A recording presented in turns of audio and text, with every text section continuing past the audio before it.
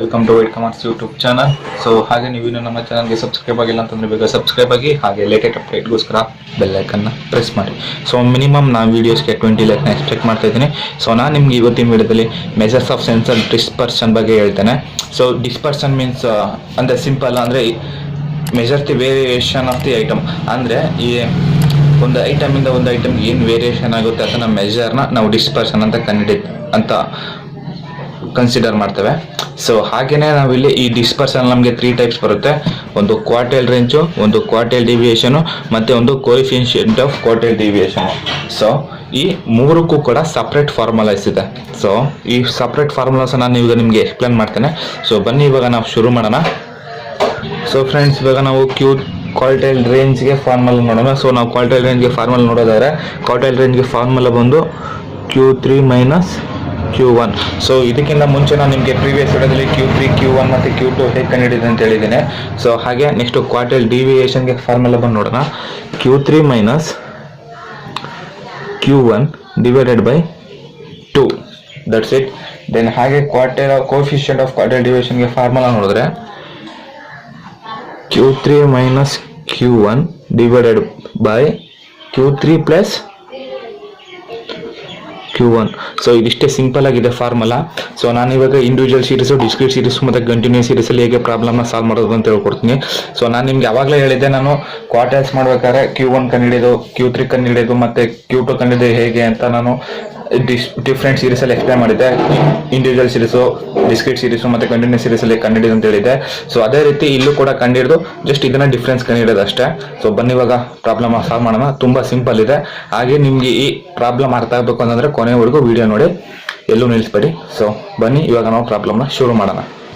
So friends, ನಮಗಿಲ್ಲಿ ನಾವು quartile range, quartile deviation ಮತ್ತು ಕೋಎಫಿಷಿಯಂಟ್ ಆಫ್ ಕ್ವಾರ್ಟೈಲ್ ಡಿವಿಷನ್ ಕಂಡುಹಿಡಿಯೋಕ್ಕಿಂತ ಮುಂಚೆ ನಾವು ಇಲ್ಲಿ ಫಸ್ಟ್ Q1, Q3 ಕಂಡುಹಿಡಿಬೇಕಾಗುತ್ತೆ.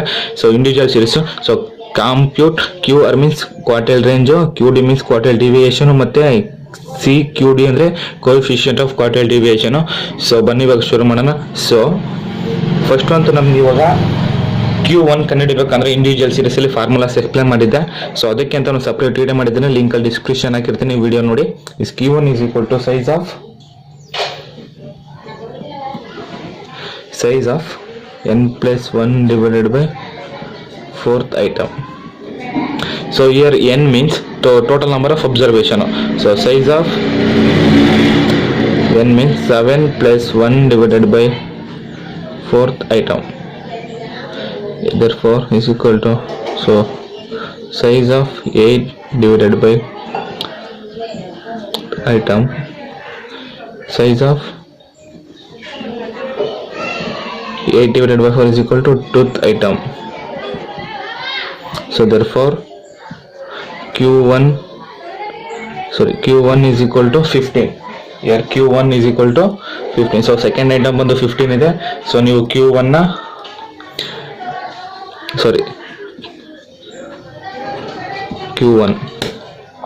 ಸೊ ಹಾಗೆಯೇ ನಾವು ಈಗ Q3 ಕಂಡುಹಿಡಿಯೋಣ. ಸೊ Q3 ಕಂಡುಹಿಡಿಯೋಕ್ಕೆ ಫಾರ್ಮುಲಾ ನಾನು ಎಕ್ಸ್ಪ್ಲೇನ್ ಮಾಡಿದ್ದೆ. So Q3 is equal to size of 3 into n+1 divided by 4th item. So as it is same ಬರುತ್ತೆ. So size of 3 into 7 plus 1 divided by 4th item is equal to, so size of 3 into, so 7 plus 1 4 8 divided by 4 is equal to 2.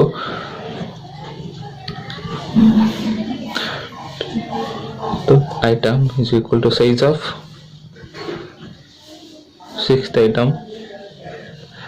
So therefore Q3 is equal to 6th item ಬಂದು 40 ಇದೆ. So Q3 ಬಂದು 40, Q1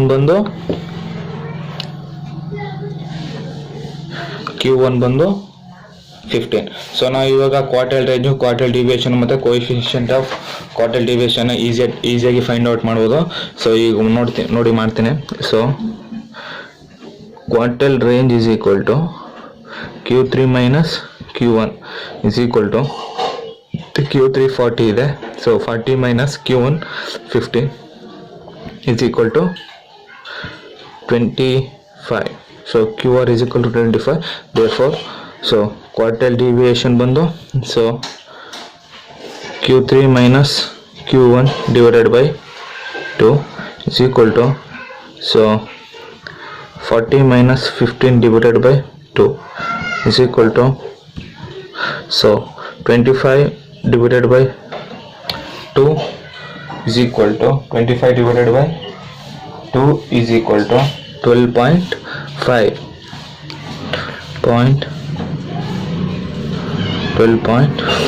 Therefore ಹಾಗೇನೆ ನಾವು ಈಗ Q3 ನು ಕೂಡ find out ಮಾಡಬೇಕಾಗುತ್ತೆ. So Q3 ಬಂದು Q3 is equal to Q3 minus quartile deviation, coefficient of quartile deviation divided by Q3 plus Q1 is equal to Q3 40 minus 15 divided by 40 plus 15 is equal to 25 divided by 55. So friends, ಇವಾಗ ನಾವು 25 divided by 15 ನೋಡೋಣ. So 25 divided by 55 is equal to 0.45 is equal to 0.45. Therefore Q3 is equal to coefficient of quartile division equal to 0.45. So friends, ಈಗ ನಾವು integer series ಆಯಿತು. ಈಗ ನಾವು discrete ಸೀರೀಸಲ್ಲಿ ಪ್ರಾಬ್ಲಮ್ನ solve ಮಾಡೋಣ ಬನ್ನಿ. ಫ್ರೆಂಡ್ಸ್, ನಾನು ನಿಮಗೆ discrete ಸೀರೀಸಲ್ಲಿ Q1 Q2 Q3 type ಮಾಡೋದಂತ ಹೇಳಿದ್ದೀನಿ. ಸೊ ಆ ವಿಡಿಯೋ ನೋಡಿ. ಇವಾಗ ನಾವು ಇಲ್ಲಿ ಪ್ರಾಬ್ಲಮ್ನ ಸಾಲ್ವ್ ಮಾಡೋಣ. ಡಿಸ್ಕ್ರೀಟ್ ಸೀರೀಸಲ್ಲಿ ಕ್ವಾರ್ಟೈಲ್ ರೇಂಜ್ ಮತ್ತು ಕ್ವಾರ್ಟೈಲ್ ಡಿವಿಯೇಷನ್ ಮತ್ತು ಕೋಎಫಿಷಿಯಂಟ್ ಆಫ್ ಕ್ವಾರ್ಟೈಲ್ ಡಿವಿಯೇಷನ್ ಕಂಡಿಡೋಣ. So C means cumulative frequency ಹೇಗೆ ಕಂಡಿಡಿದು ಅಂತಂದರೆ, so as it is 4 plus 10 14 plus 12 26 plus 15 41 plus 7 48 as it is 48 plus 3 is equal to 51. So here n is equal to 51. So as it is ನಾವು ಈಗ ಕಂಡುಹಿಡಿದೀವಿ. So ಇದನ್ನು ಈ base ಮೇಲೆ ನಾವು Q1 ಕಂಡುಹಿಡಿಯೋಣ. So Q1 is equal to so ಈ discrete ಸೀರೀಸಲ್ಲಿ Q1 ಕಂಡುಹಿಡಿಯೋಕ್ಕೆ formula ಬಂದು size of n plus 1 divided by 4th item is equal to, ಇಲ್ಲಿ ಸೈಜ್ ಅಂತ ಬಂದರೆ ಟೋಟಲ್ ನಂಬರ್ ಆಫ್ ಅಬ್ಸರ್ವೇಷನ್ ಅಲ್ಲ. ಸೊ ಇಲ್ಲಿ n ಅಂತಂದರೆ total value of students. So 51 plus 1 divided by 4th item. So here size of 52 divided by 4th item. Therefore is equal to, so 52 size of 52 divided by 4th ಬಂದು 30th item. Therefore ನಮಗೀಗ 30th item ಅಂತ ನಮ್ಗೆ ಎಲ್ಲಿ ಸಿಗುತ್ತೆ ಅಂದರೆ, so ನಮಗೆ ಈ ವ್ಯಾಲ್ಯೂಸಲ್ಲಿ 30th item ಸಿಗುತ್ತೆ. So therefore Q1 is equal to 20. So 20 ಇಲ್ಲಿ ಸಿಗೋದ್ರಿಂದ ಸೊ ಇಲ್ಲಿ ಇದು ಮಾಡಿದ್ವಿ. So it is correct as Q1. Then ಹಾಗೇನೆ ಈಗ Q3ನ ಫೈಂಡ್ ಔಟ್ ಮಾಡೋಣ. So Q3 is equal to discrete ಸೀರೀಸಲ್ಲಿ Q3ಗೆ ಫಾರ್ಮುಲಾ ಬಂದು size of 3 into n plus 1 divided by 4th item. Therefore size of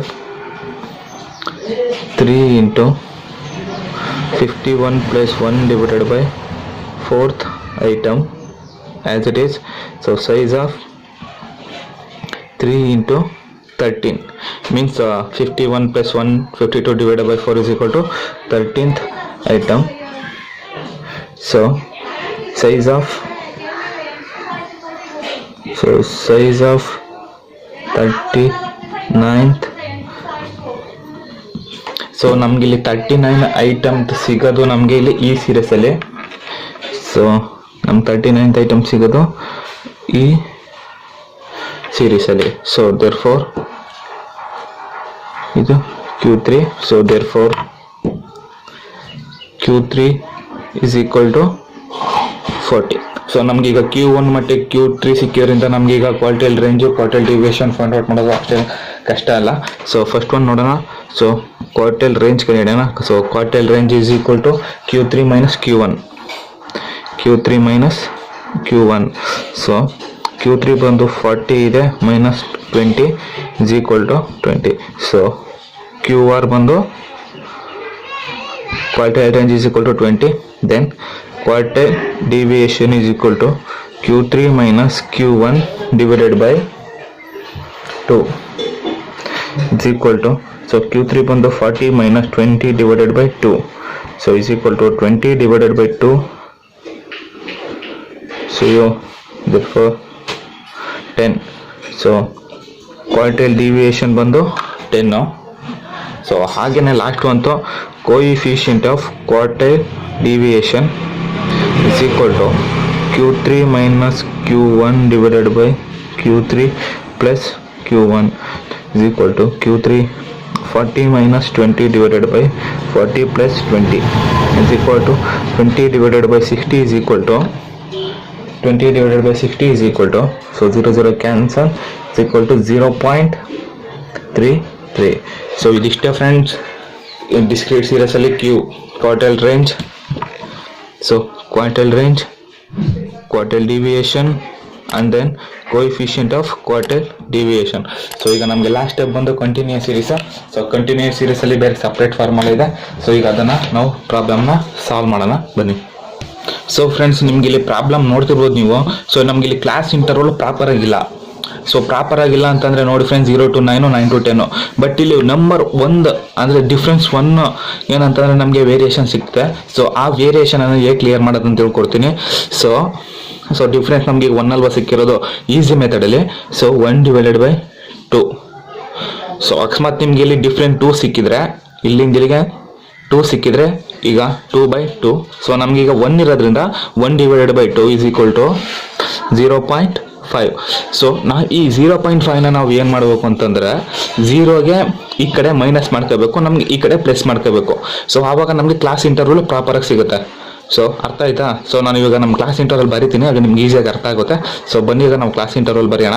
so ಇಲ್ಲ ಫ್ರೀಕ್ವೆನ್ಸಿ ಏನು ಚೇಂಜ್ ಆಗಲ್ಲ. ಸೊ ಕ್ಲಾಸ್ ಇಂಟರ್ವಲ್ ನಮಗೆ ಪ್ರಾಪರಾಗಿ ಸಿಗಬೇಕು ಅಂತಂದರೆ, ಸೊ ಅಂದರೆ ಡಿಫ್ರೆನ್ಸ್ ಕರೆಕ್ಟಾಗಿ ಸಿಗಬೇಕು ಅಂತಂದರೆ ನಾವು ಈ ಥರ ಮಾಡಬೇಕಾಗುತ್ತೆ. ಸೊ ಇದು ಕ್ಲಾಸ್ ಇಂಟರ್ವಲ್ ಯೂನಿಫಾರ್ಮ್ ಆಗಿಲ್ಲ. ಸೊ ಫಸ್ಟ್ ನಾವು ಯೂನಿಫಾರ್ಮ್ ಆಗಿ ಮಾಡ್ಕೊಂಡು ಆಮೇಲೆ ನಾವು ಪ್ರಾಬ್ಲಮ್ನ ಸಾಲ್ವ್ ಮಾಡೋಣ. ಸೊ ಯೂನಿಫಾರ್ಮ್ ಮಾಡೋದು ಹೇಗೆ ಅಂತ ಹೇಳ್ತೀನಿ ಇವಾಗ. ಸೊ ಫ್ರೆಂಡ್ಸ್ ನಾನು ಇದನ್ನು ಸಿಂಪಲ್ ಪ್ರಾಬ್ಲಮ್ನ ಸಾಲ್ವ್ ಮಾಡೋಣ ಅಂತಿದ್ದೆ ಇದರಲ್ಲಿ ನಾನು. ಬಟ್ ಯಾಕಂದರೆ ನಿಮ್ಗೆ ಅಷ್ಟು ಈಸಿಯಾಗಿ ಅರ್ಥ ಅಲ್ಲಿ ಕ್ಲಾಸ್ ಇಂಟರ್ವಲ್ ಈ ಥರ ಬೇರೆ ಇದ್ದಾಗ ಯಾವ ರೀತಿ ಮಾಡೋದು ಅಂತ ಗೊತ್ತಾಗಲಿ ಅಂತ ಈ ರೀತಿ ಮಾಡ್ತಾಯಿದ್ದೀನಿ. ಸೊ ನಾನು ಹೇಳ್ದಂಗೆ ಫಸ್ಟು 0.5 ಸಿಕ್ಕಿದೆ. ಸೊ 0.5ನ ಈ ಕಡೆಗೆ ಮೈನಸ್ ಮಾಡ್ಕೊಳ್ಳಿ, ಸೊ ಈ ಕಡೆಗೆ ಪ್ಲಸ್ ಮಾಡ್ಕೊಳ್ಳಿ. ಸೊ ಈ ಕಡೆಗೆ ಮೈನಸ್ ಮಾಡಿದ್ರೆ ಮೈನಸ್ 0.5 ಟು ಈ ಕಡೆ ಪ್ಲಸ್ ಮಾಡಿದ್ರೆ 9.5. ಸೊ ಈಗ ಅದೇ ರೀತಿ ಈ ಕಡೆಗೆ ಮಾಡಿದಾಗ 9.5 ಟು 19.5. ಸೊ ಇದೇ ರೀತಿ ಮಾಡ್ಕೊ ಹೋಗಿ, ಈಗ ಪ್ರಾಪರಾಗಿ ಸಿಗುತ್ತೆ. ಸೊ ಅದೇ ರೀತಿ ಈ ಕಡೆ, ಸೊ ಈ ಕಡೆ ಬಂದರೆ 19.5 ಟು 29.5. ಸೊ ಈ ಕಡೆಗೆ ಬಂದರೆ, ಸೊ ಇಲ್ಲಿ 0.5ನ ಮೈನಸ್ ಮಾಡಿದಾಗ 29.5 to 39.5. So 39.5 to 49.5. So 49.5 to 59.5. So 59.5 to 69.5. 69.5 to 79.5. So 79.5 to 89.5. So 89.5. So 89.5 to 99.5. So total ನಮಗೆ ಇಲ್ಲಿ 99 ಲಾಸ್ಟ್ ಇರೋದು. ಸೊ ಅದರಿಂದ ಜಾಸ್ತಿ ಇದೆ. ಸೊ ಇಲ್ಲಿ ಕೀಸೋಣ. ಸೊ ಫ್ರೀಕ್ವೆನ್ಸಿ ಅಷ್ಟೇ ಇರುತ್ತೆ, ಏನು ಚೇಂಜ್ ಆಗಲ್ಲ. ಸೊ ಫ್ರೀಕ್ವೆನ್ಸಿ ಆಗಿ ಬರ್ಕೊಳ್ಳಿ 8, 12, 17, 23, 30, 26, 20, 14, 6, 4. ಸೊ ಇವಾಗ ನಾವು ಈ ರೀತಿ ಇದ್ದಾಗ ನಮ್ಗೆ ಇಲ್ಲೂ ಕೂಡ ನಮಗೆ ಕ್ಯುಮ್ಯುಲೇಟಿವ್ ಫ್ರೀಕ್ವೆನ್ಸಿನ ಕಂಡು ಹಿಡ್ಕೋಬೇಕಾಗುತ್ತೆ. So cumulative frequency 8 as it is, 8 plus 12 20, 20 plus 17 37, 37 plus 23 60, 60 plus 30 90, 90 plus 26 116, 116 plus 136, 136 plus 14 150 plus 6 156 plus 4 160. So therefore is equal to n is equal to 160. So as it is ನಮ್ಗೆ ಕಂಟಿನ್ಯೂಸ್ ಸೀರೀಸಲ್ಲಿ ಪ್ರಾಬ್ಲಮ್ಸ್ ಅಪ್ಲೈ ಮಾಡಿದ್ದೀನಿ Q3 ಮತ್ತು Q1 ಕಂಡಿಡಿಯೋದು ಹೇಗೆ ಅಂತ. So ನಾವು first ಈಗ Q1 ಕಂಡಿಡಿಯೋಣ. So Q1 is equal to size of n by 4th item is equal to ನಮಗೆ size ಈಗ ಗೊತ್ತಾಗಬೇಕಂದ್ರೆ size of 160 divided by 4 item, size of 40th item. So ನಮಗೆ ಇಲ್ಲಿ 40th ಐಟಮ್ ಗೊತ್ತಾಗಬೇಕು ಅಂತಂದ್ರೆ ನಮಗೆ ಯಾವ ಕ್ಲಾಸ್ ಇಂಟರ್ವೆಂಟಲ್ಲಿ ನಮಗೆ 40 ಸಿಗುತ್ತೆ ಅಂತ ಕನ್ಸಿಡರ್ ಮಾಡಬೇಕು. ಸೊ ನಮಗೆ ಇಲ್ಲಿ ಕ್ಲಾಸ್ ಇಂಟರ್ವಲ್ 40 ಸಿಗೋದು 39 ಕ್ಲಾಸ್ ಇಂಟರ್ವಲ್ ನಮ್ಗೆ ಇಲ್ಲಿ ಸಿಗೋದು ಇಲ್ಲಿ. ಸೊ ನಮ್ಗೆ ಇಲ್ಲಿ 40 ಇದೆ ಅಲ್ವಾ. ಸೊ ಆಸ್ ಇಟ್ ಇಸ್ ನೋಡ್ತಿರೋದು ನಮಗೆ 40 ಸಿಗೋದು ಇಲ್ಲಂತೂ ಸಿಗಲ್ಲ, ಯಾಕಂದ್ರೆ ಇಲ್ಲಿ 37 ಲಾಸ್ಟ್ ಇದೆ. ನಮಗೆ ಇಲ್ಲಿ 40 ಸಿಗೋದು 60ಲಿ 40 ಸಿಗುತ್ತೆ. So therefore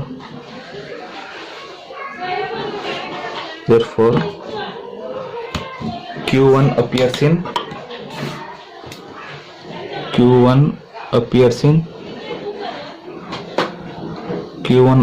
in class of 29.5 to 39.5. So therefore Q1 is equal to L1, sorry ಇದು 4 ಅಲ್ಲ, L1 plus n by 4 minus CF divided by F into I means common factor. So ನಮಗೆ ಫಾರ್ಮುಲಾ ನಾನು last ವಿಡಿಯೋದಲ್ಲಿ ಕರೆಕ್ಟಾಗಿ explain ಮಾಡಿದ್ದೀನಿ. Means ಅಂದರೆ ಇದನ್ನು ಮೋಡ್ನ ಕಂಡುಹಿಡಿಬೇಕಾದ್ರೆ ನಾನು ನಿಮಗೆ ನೀಟಾಗಿ ಎಕ್ಸ್ಪ್ಲೈನ್ ಮಾಡಿದ್ದೀನಿ ಹೇಗೆ ಮಾಡೋದು ಅಂತ. ಸೊ ಇವಾಗ ನೋಡೋಣ ನಾವು. ಸೊ L1 ಬಂದು ಸೊ ಮೀಡಿಯಮ್ ಅಂದರೆ ಲಾಸ್ಟ್ ರೇಂಜು ಅಂದರೆ lower range 29.5 plus n by 4 ಕಂಡುಹಿಡಿದಿದ್ದೀರಾ 40 ಮೈನಸ್ CF ಅಂದರೆ ಇದ್ರ ಮೇಲ್ಗಡೆ ಏನಿರುತ್ತೆ ಅದನ್ನು ತಗೋಬೇಕು CFಗೆ. So 37 divided by F as it is same ಇರುತ್ತೆ. ಸೊ ಕಾಮನ್ ಡಿಫ್ರೆನ್ಸ್ ಬಂದು 10, ಇಲ್ಲಿಂದ ಇಲ್ಲಿಗೆ 10 ಡಿಫ್ರೆನ್ಸ್ ಇದೆ. ಸೊ ಕಾಮನ್ ಡಿಫ್ರೆನ್ಸ್ ಬಂದು 10 is equal to 29.5 plus 3 divided by 23 into 10.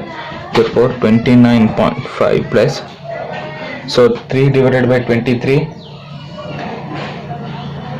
ಬಂದು 0.130 ಬರುತ್ತೆ. ಇಂಟು 10 ಮಾಡಿದಾಗ 1.30 ಬರುತ್ತೆ. is equal to so 30.80. So Q1 ಬಂದು 30.80. ಫ್ರೆಂಡ್ಸ್ ನಾವೀಗ Q3ನ ಕಂಡುಹಿಡಿಯೋಣ. So Q3 is equal to size of 3 into n by 4th item is equal to ನಮಗೆ ಸಿಕ್ಕಿದೆ n is equal to size of 3 into 160 divided by 4th item. Therefore size of 3 into 160 divided by 4 is equal to 40th item. Therefore size of 120. So ಈಗ ನಮಗೆ 120 item ನಮಗೆ ಎಲ್ಲಿ ಸಿಗುತ್ತೆ ಅಂತಂದರೆ ನಮಗೆ 120 item ಬಂದು ಸಿಗೋದು ನಮಗೆ ಇಲ್ಲಿ 120 ಇಲ್ಲಂತೂ ಸಿಗಲ್ಲ. ಸೊ ಇಲ್ಲಿ ಸಿಗುತ್ತೆ. ಸೊ 120 ನಮಗೆ ಯಾವ ಕ್ಲಾಸಲ್ಲಿ ಸಿಗುತ್ತೆ ಅಂತಂದರೆ 59.5 to 69.5 ಅಲ್ಲಿ ನಮಗೆ 120 ಸಿಗುತ್ತೆ.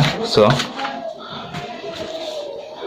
ಇವಾಗ ನಾವು ನೋಡೋದಾದ್ರೆ 120. So Q1 is equal to, so 120 appears in